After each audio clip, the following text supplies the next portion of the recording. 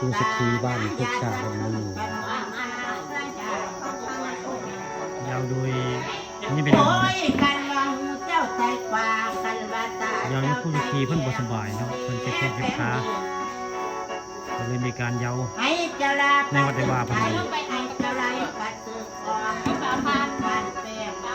ภาพยาวของนี่ไม่ลืมบ้านนาตาด้วยนะเชียงพรสวรรค์เลยเชียงเยาของเรา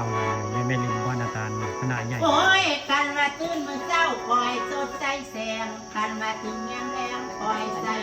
ห้องเยาเจ้าว่าเป็นครูยังพูดทีละเพิ่นบ่สบายเนาะเลยเยาเพิ่น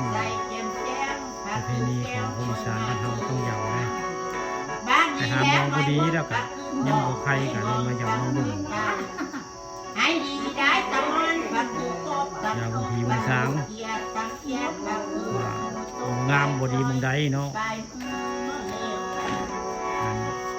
แม่หมอเพิ่นยังสิบอกหรอกว่าไปแก้แบบนี้ไปแก้ไขแบบใดถึงจะแข้งจะขาความเป็นมาของยาคูสุขีเพิ่นบ่สบายโอ้ยอันนี้แล้วคำเมืองเอ้ยหรือว่ามีแต่เจ้าที่ผู้อยู่นั่นมันจะได้เสียงลำเท่าไหร่เสียงลำมันยังไม่ลืมเพิ่นคนสวรรค์มาแต่เกิดโอ้ยหรือว่าแม้กันว่าหลายคนเขาหลายสักเขากันว่าหลายแขกคนก็ยังมาบ่หลายเด้ยาวแต่เศร้ามึงยาวแต่เศร้าเนาะ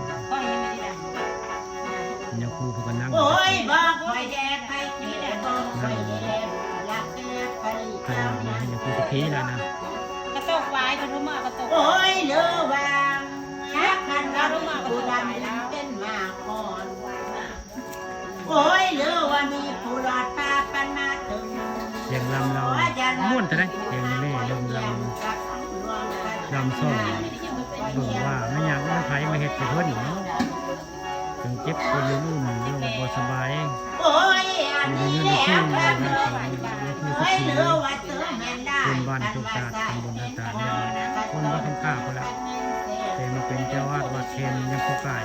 เด้อว่ามีอยู่ที่กันผู้กายเสียที่แล้วคือผู้เคนเป็นเจ้าวาดโดยตำแหน่งได้โดยตำแหน่งก็คือเป็นเจ้าวาดเทนทันทีนะแล้วผู้ทุกทีเนี่ยคนนั่งทางหน้ามาทางเป็นจะเพลงไม่ได้มาเยาเพิ่นนะมันเยาไม่คู่สุขีนะมันบ้านพวกชาติตำบลนาตาเยาโดยย่าแม่ลืม